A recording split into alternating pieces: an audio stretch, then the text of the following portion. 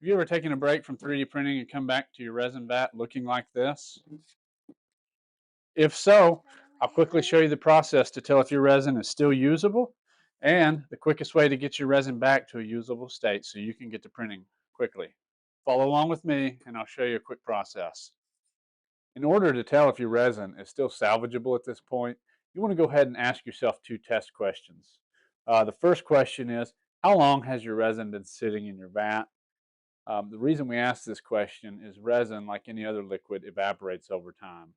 And I found that once you get past the 2 week mark, the resin has thickened up so much that it's not really savable beyond that point.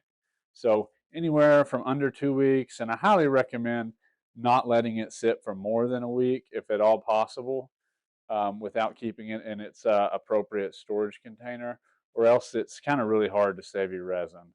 The second question we want to ask is how much UV exposure has it had? I don't mean UV exposure from your LCD screen on your printer. What I'm talking about is indirect UV exposure.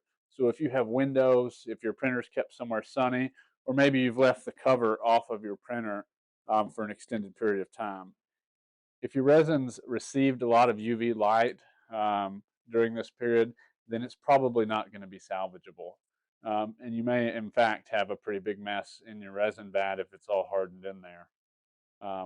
However, if your resin has not set for more than 14 days, ideally 7, and it's had very little indirect UV exposure, then I think you'll be good to move on to the next step, where we go ahead and salvage this resin, guys.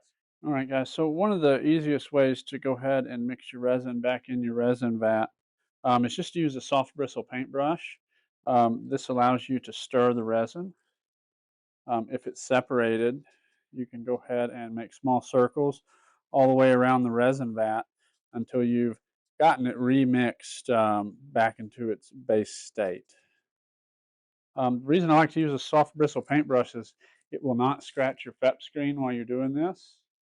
And two, you can feel if there's any debris um, on your FEP while you're doing this. And if you feel any debris attached to your FEP screen while you're mixing your resin, it's a good idea that you need to go ahead and proceed with the longer method to get your resin back in tip-top shape. Go ahead and filter it out and get it mixed outside of the resin vat. However, if you don't feel any debris, your resin seems to be mixing well, this is really all you need to do to get your 3D printer back into top printing shape. And again, I would only use this method if your resin has been sitting in the vat for a few days up to maybe top end of a week.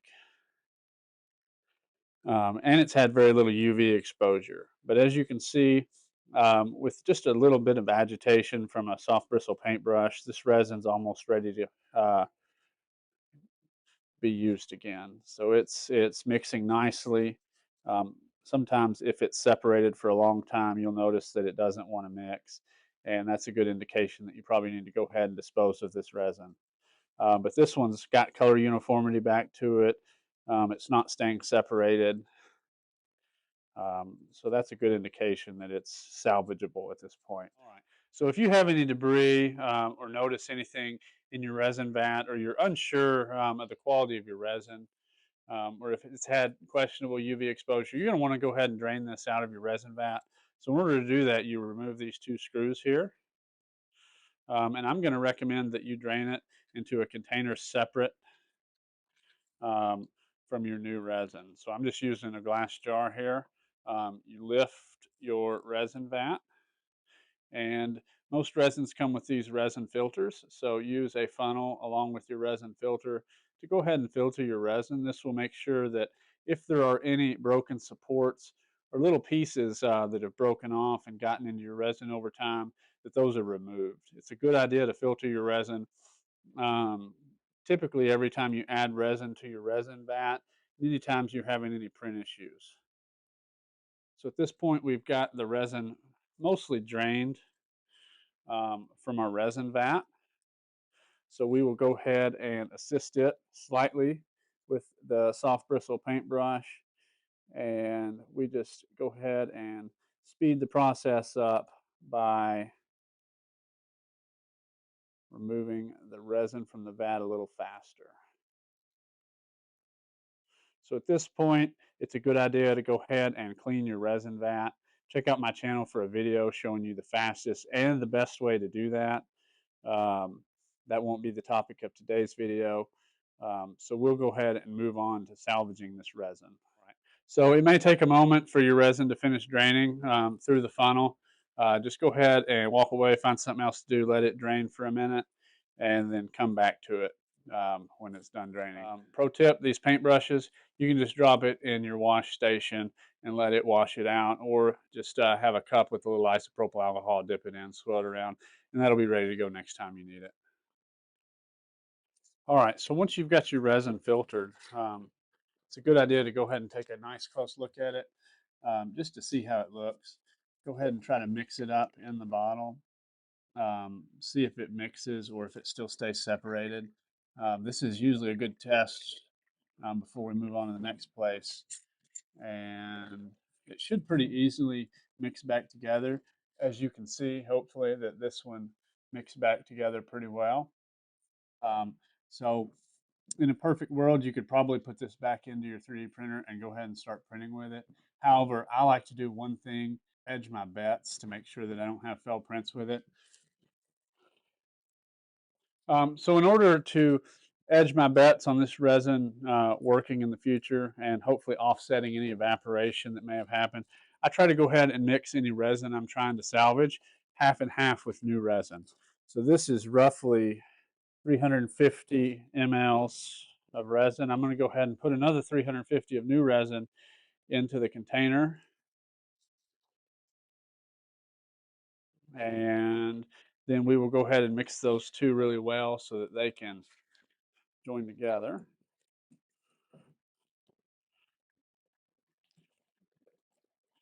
And, go ahead and give this a good shake for about 60 seconds, guys. It doesn't hurt to overshake these. Any air bubbles that form inside will go ahead and rise to the top.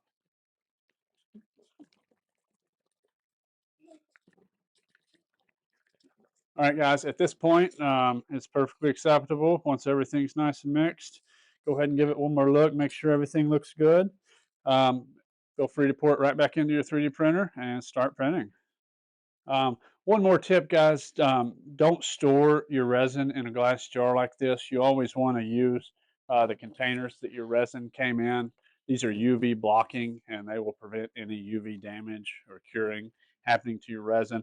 I only use this glass jar to demonstrate to you guys what it looks like while we're mixing it. However, I would never store it in a glass jar like this. If it's in a jar, you need to go ahead and either put it back in your printer, keep the top on, or put it back in the bottle it came in so that there's no UV damage going to happen to your resin. I hope you learned something from this. I hope this was helpful. It's usually a good idea just to trash resin you're not sure about. However, if you're on a budget, I get it. I've been there. And so this is the best way I've found to make old resin that's separated, that's set in your vat for a long time, usable again. So take it with a word of caution. It doesn't always work as good as it should. Sometimes you need to bump up your cure time just to offset kind of any degradation of the resin. However, I've had really good success doing this rate, and I think you will too. So hopefully this finds a way to save you a few dollars in your shop or with your 3D printer. If you have more questions, if you want to learn more stuff about 3D printing, check out my channel. I've got a lot of great videos and guides on there. Until next time, please like, please subscribe so we can grow this channel and we can support this community. And also, let me know if you've got any tips to salvage old resin. I'd love to hear them. This way works great for me, but maybe there's a better way out there. So drop a comment if you know something better. Guys, and thank you for watching. I appreciate you if you stuck with me this whole time. For more specific tutorials, check out our YouTube channel. I can build that. So I'm signing off. Enjoy and build some cool stuff.